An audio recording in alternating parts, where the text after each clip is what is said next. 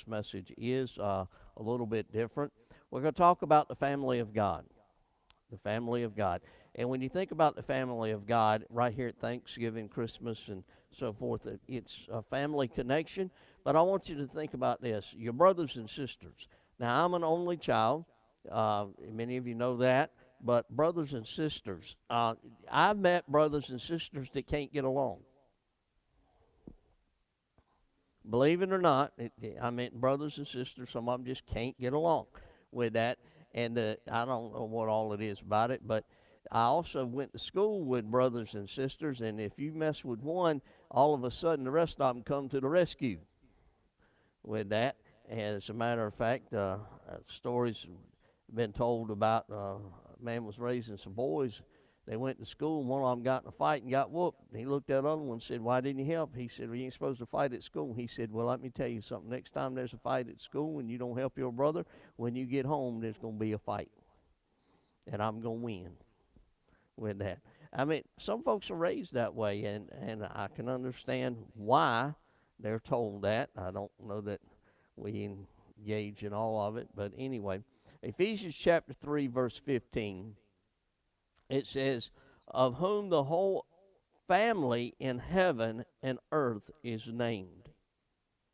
It goes on in verse 16, "that he would grant you according to the riches of his glory to be strengthened with might by his Spirit in the inner man, that Christ may dwell in your hearts by faith, that ye being rooted and grounded in love may be able to comprehend with all saints what is the breadth and length and depth and height, and to know the love of Christ, which passeth knowledge, that ye might be filled with all the fullness of God.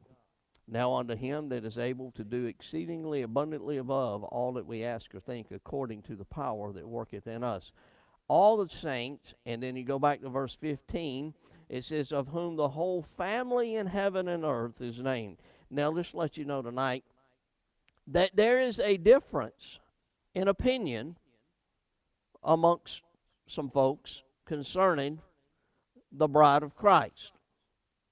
I'll explain that to you, and I may ruffle feathers, and that's all right. I mean, I don't intend to do so, but anyway, the bride of Christ, the family of God, I've always looked at it as it's those that are saved. We refer to it as the church. Now, just because a person joins the church does not make them saved.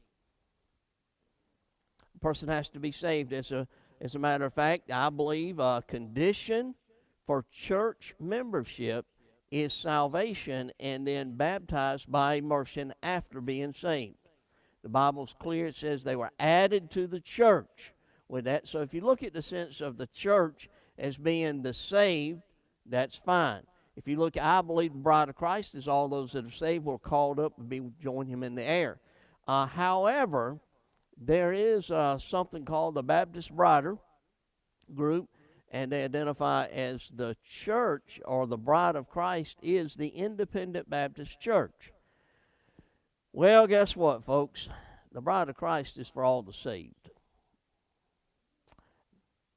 We'll go from there, but we're going to talk about the family of God, and tonight I want to introduce you to a family. Some of you have heard this before. It's going to take a twist in the message tonight at some point, and it's going to ask you to be a part of it. And this family has 6 members in it. Years ago, I was with Pastor Payne. He said, "Ken, we're going on visitation on Thursday. We're going to be there at 7 o'clock in the morning." I said, 7 o'clock in the morning for visitation? He said, "Yeah, we got an important family to meet and talk with and see them." And I said, "Who in the world are we going to see?" He said, "We're going to see the Green family." I said, "The Green family?" I said, "I don't know the Green family." He said, "Yeah, it's 18 of them." That meant we're going to play golf.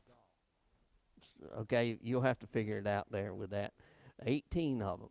But tonight's only 6 in this family. This family is not uncommon here in eastern North Carolina.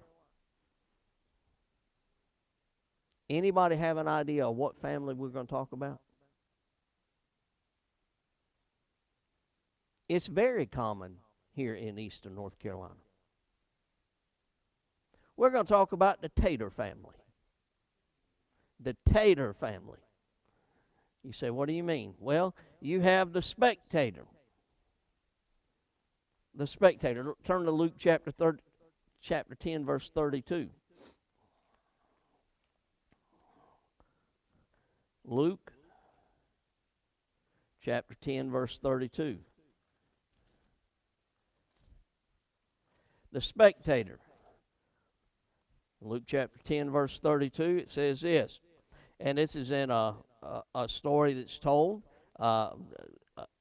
about, well, we'll read it, you'll pick up on it. And likewise, and this is Luke chapter 10, verse 32, it says, and likewise a Levite, when he was at the place, came and looked on him and passed by on the other side.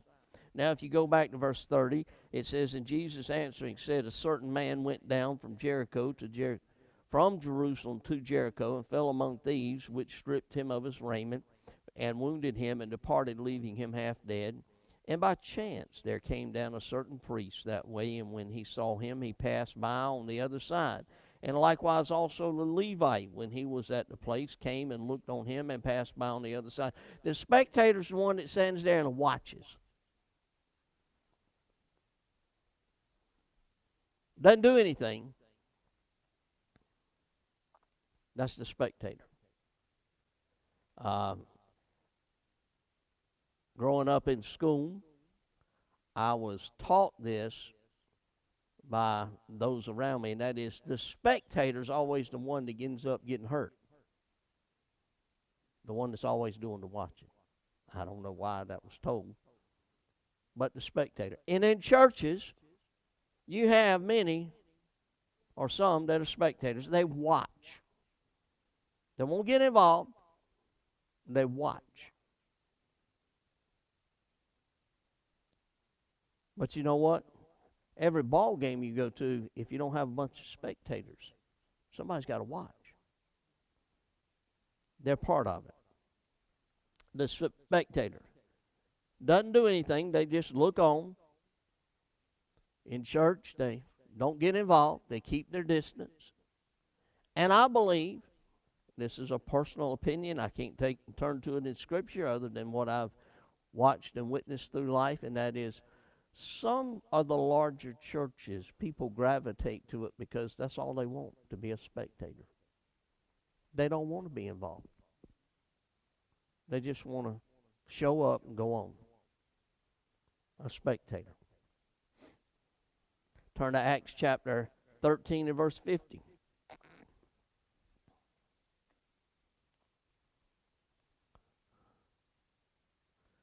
Acts chapter 13 and verse 50. We're going to see another tater.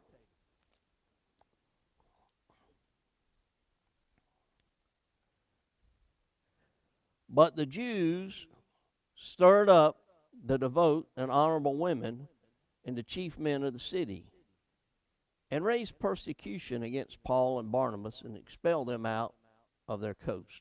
What tater is this? This is the agitator. Stirred them up. And I believe today we see those that show up at protests that are there to just stir up stuff. And you know, there are folks in the church that's what they do. They want to stir up something. Stir up something. Well, the truth is this: we ought to be stirred up inside, and we ought to stir up the world for Jesus. But when it comes to the church, we ought to get along with one another. You ought not to fight like biological brothers and sisters. You ought to get along. By the way, biological brothers and sisters ought not to fight neither. You ought to get along. But an agitator. How do you like an agitator? Somebody always stirs up something. Do you know people gravitate to them sometimes? I don't understand that.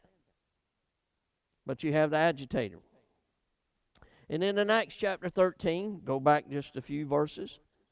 Acts chapter 13, verses 8 through 12. I'll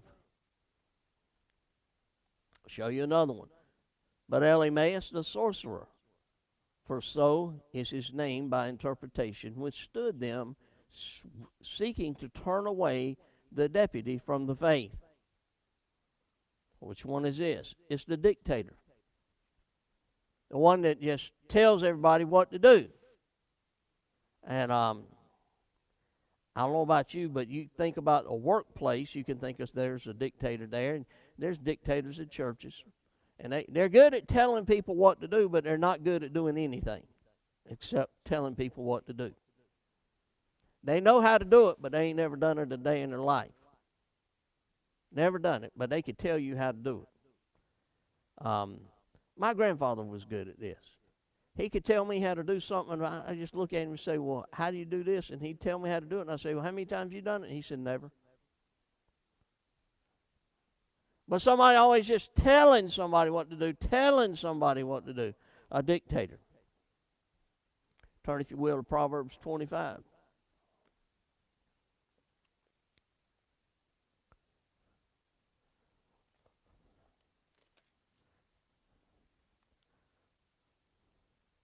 Proverbs 25 and verse 9.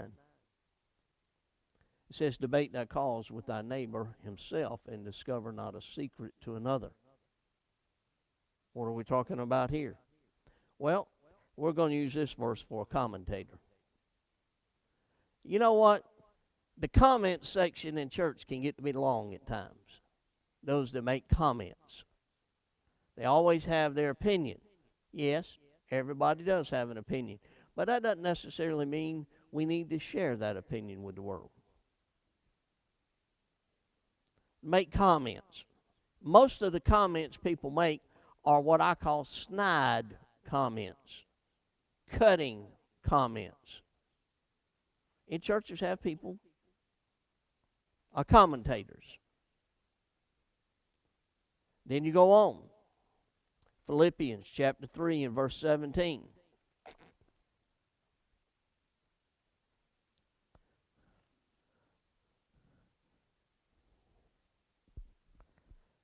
Philippians chapter 3 and verse 17, it says, brethren, be followers together of me, mark them which walk as ye have us for an example.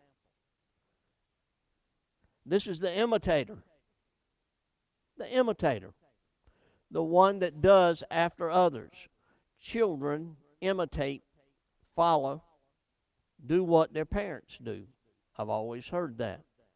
But imitators in church, it's clear in Scripture that we're to follow Jesus. We're to do what he does, and others see that in us instead of following what the world does.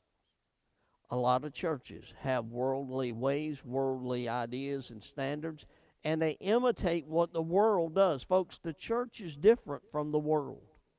We're in the world, but we are to be different than the world. We're called out. So far, we've gone over 5 members of the family very quickly. The spectator, the agitator, the dictator, the commentator, and the imitator. Now I want to talk to you about the last-tator. And this is where it's going to get a little bit different. I think Steve is back there in the back. Jeff can help me. And Brother Paul can help me right here. We got to get something right here and bring out. If y'all will help me.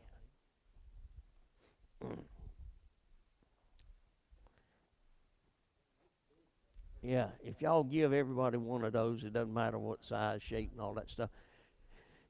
We're going to talk about a sweet potato. The sweet tater.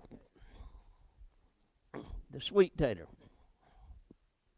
I hold in my hand 2 sweet taters. 3.5 pounds. I didn't weigh this one. Tell me what you know about a sweet tater.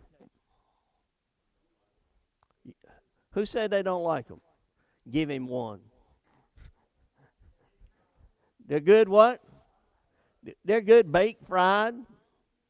Candy yams. Y'all remember that little candy yam thing? Sweet potato pie. Just can't you hear somebody standing at the fair? Come on and get you a sweet potato pie. That kind of thing. They're known for what? Eating. They're known for being sweet. Sweet potato. Are you a sweet potato? Did you know in order to be, oh, by the way, let me just explain this real quick. These two potatoes come out the same field. And by the way, these are not washed. When you put your hand on them, you're going to get dirt. It's okay. We're going to talk about that. That was part of the plan. Yeah. A sweet potato. Come out the same field. Why does one get this big and why does one get this only this big? Water, nutrients. It has to do what went in the plant, right? Now, if you're going to be a big sweet potato, you got to have the right diet. And most of you are thinking about eating this sweet potato, but if this potato gets this big over this big, it's got to have the right ingredients in it, okay? If you're going to be a sweet potato Christian, you got to have the right diet. Make sense? That involves sunlight too, the nutrients that go into it. Have you ever heard somebody gets out of school, I don't know, 7th, 8th, 9th grade one summer, and he used to work on the farm, and between the 8th grade and 9th grade that summer, they shot up and got real big. And my grandfather would say he spilled the fertilizer in his breeches or in his shoes and that kind of thing. He grew fast. Well, a sweet potato is a fast-growing thing. Yeah. Slow planting, fast-growing. Then you get it up. But do you want to be a big sweet potato or a little sweet potato? A big sweet potato. Well, here. Let's see one you got. All right? She got the big sweet potato. So, Miss Lois is going to be known as Miss Sweet Potato at Riverside. She's going to be known as Big Tater. That's not a slight against her, so I'm glad it was her and it got me out of trouble. Okay. All right. What else do you know about a sweet potato? They're good. Do you know what? When you first get them up, they're not really, really sweet. They have to cure out. Now, how do they cure out? Kind of sit around. You got to blow a little air on them. Sometimes it cool weather, a little heat. You can't get too hot. You know, want about 55 degrees, just something along in there. But just a little air to age them a little bit. Do you know Christians that are aged ought to be sweeter than when you first got saved? That's what it's all about. And, I'm not saying this in a mean sense, but I look out here, we ought to have some really sweet folks. Amen? What else you know about this potato? Oh, they're dirty. How do you wash a potato? Water. You could take a water hose and wash on it all day. You put it in the water and rub your hands on it. Here. I can't hold two, so I'm going to give you another one. But you take that potato, put it in the water, and wash it off like that, and then wash it off. And then what do you do with it? Oh, by the way, washing something, as a Christian, a member of the family of God, we're washed by his blood. Cleansed. Now, if I was to cut this potato, what color would the inside be? Orange. This is a Covington. They make them today that are white. They make them today that are purple. Have you ever tried a purple sweet potato? They taste somewhat like a sweet potato, but they're different. Now, I was going to bring a purple sweet potato, but I didn't because that's a little different. But sweet potatoes all in the family, and they come in different shapes, sizes, but they all got to be cleaned before you eat them. Now, most people, and I agree with you, a sweet potato is raised to be consumed. How many of you like a raw sweet potato? I do. Thank you, Miss Judy. They're good, raw. They're good. That's exactly. I can't explain. I'd rather have them raw than I had cooked some ways. But Do you know what? If you take this sweet potato and you take that big one like Miss Lois has got and slice it a little bit, cut it, and take it, put it in a hot pan of grease and fry it just a little bit. It doesn't take a lot. Just get it soft through the middle. Take it up and then put it on your plate with a paper towel down in it so that grease will drain off. And you take it and put them over there and then sprinkle a little bit of sugar on it or a little bit of salt. While it's hot, that grease, it melts down in it. Woo! That gets good. That's a good way. But then, you know what? You could take a sweet potato pie and add a little bit of coconut to it. That's good too. It's hard to beat that sweet potato, isn't it? And then you could take a cold day, which we've had just a few days like that, but you could take that sweet potato, wash it off real good, take it, wrap it up in tinfoil, and put it up there on top of the wood heater. Y'all remember a wood heater? Just put it up there and let it sit there for a little while and cook. And then you take it, and then you peel that tinfoil back when it's still hot, burn your hand all to pieces, you pry it up, slice it down the middle, and look at it. And it's that bright orange. Then what do you want to put on it? Butter.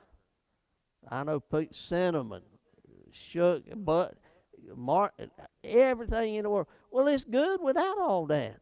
Why you want to ruin it? That makes it gooder.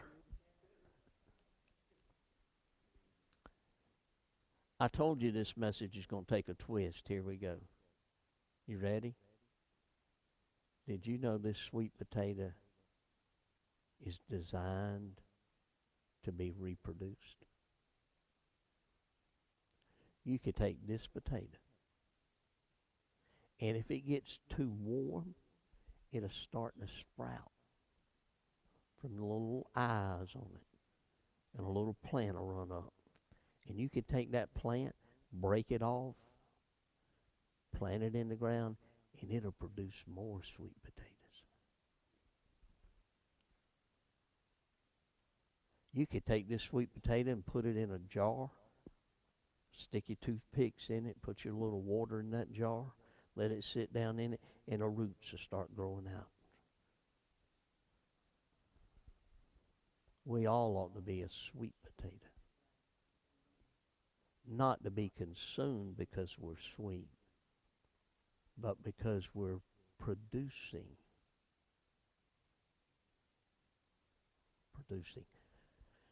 Not sure what number it is North Carolina is in producing sweet potatoes, but this time of year you see them all over, and it's winding down. Most people kind of getting close to finishing up, getting up sweet potatoes. But I'll let you know something else about a sweet potato. A sweet potato is a lot of work. Cucumbers are hard work. Cucumbers grow on top of the ground. A sweet potato is in the ground. And that bucket is heavy. And I've seen them out there in the field. They fill that bucket up, throw it up on that shoulder, and run across the field. Well, I got news for you. My running days with a bucket on my shoulder are over with. But that thing weighs 50, 60 pounds. All day, in and out. Sweet potato. The tater family. You want to be a sweet potato for the Lord? I believe in the Lord's house we ought to have sweet potatoes. Sweet taters. Those that are sweet. What does that mean? Those that are kind. Those that are compassionate. Those that are caring. Those that have a good taste and leave a good taste. Hey, it's a big difference in eating a sweet potato and a collard.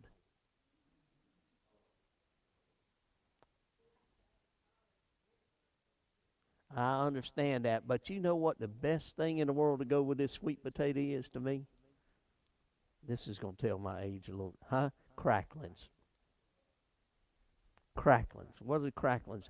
It's the fat of the hog that's cut up, that's boiled, fried off, boiled in water or whatever, and dried down to the crisp. You take them up when you kill hogs, squeeze all that grease out of them. Take that sweet potato like that right there, cut it off, stick that down in there, and get all them little giblets and pieces in there, let it come apart. It is good.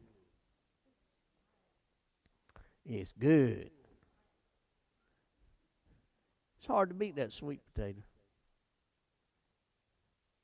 Are you going to be one that has a good taste for the Lord? Are you going to be one that's going to be productive where other plants come off and produce? Thank you for joining us, Riverside Baptist Church, Kinley, North Carolina, on a Sunday night.